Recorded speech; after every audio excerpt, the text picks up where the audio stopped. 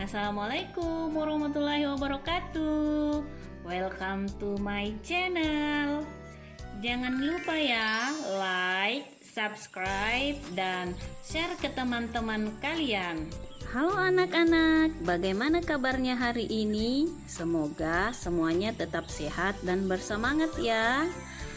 Kali ini kita akan belajar mata pelajaran ilmu pengetahuan alam dan sosial, topik A, rantai makanan. Nah, apa tujuan kita belajar hari ini? Jadi, tujuan kita belajar hari ini tentunya kalian dapat mendeskripsikan hubungan antara makhluk hidup yang berkaitan dengan makanan dalam bentuk rantai makanan dan mengidentifikasi peran makhluk hidup pada rantai makanan. Sebelum itu, Ibu Guru ingin bertanya nih. Siap ya anak-anak? Tapi jangan ada yang tegang dong. Pertanyaannya, apa itu rantai makanan? Ada yang tahu? Oke, kalau begitu mari kita lihat penjelasannya. Rantai makanan adalah sebuah peristiwa makan dan dimakan antara sesama makhluk hidup yang memiliki urutan-urutan tertentu. Dalam sebuah proses rantai makanan, terdapat makhluk hidup yang berperan sebagai produsen, konsumen, dan pengurai. Makhluk hidup yang berperan sebagai produsen merupakan makhluk hidup yang bisa menghasilkan dan membuat makanannya sendiri.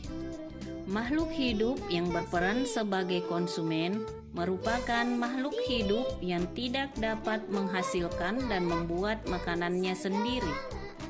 Makhluk hidup yang berperan sebagai konsumen dibedakan menjadi 3. Yang pertama adalah konsumen tingkat 1. Konsumen tingkat 1 ini merupakan hewan yang memakan tumbuh-tumbuhan atau disebut juga sebagai hewan herbivora. Kemudian ada konsumen tingkat 2. Konsumen tingkat 2 ini merupakan makhluk hidup yang memperoleh makanan dari konsumen tingkat 1 atau biasa disebut karnivora. Kemudian konsumen tingkat 3 adalah makhluk hidup yang memperoleh makanan dari konsumen tingkat 2. Selanjutnya adalah pengurai atau decomposer. Pengurai atau decomposer merupakan mikroorganisme yang menguraikan sisa-sisa makhluk hidup yang sudah mati dan membusuk. Contohnya adalah jamur dan bakteri. Berikut ini adalah contoh rantai makanan pada ekosistem sawah. Yang pertama adalah padi. Padi berperan sebagai produsen. Padi ini akan dimakan oleh burung pipit. Sedangkan burung pipit di sini berperan sebagai konsumen tingkat 1. Burung pipit akan dimakan oleh ular. Ular berperan sebagai konsumen tingkat 2. Ular akan dimakan oleh elang.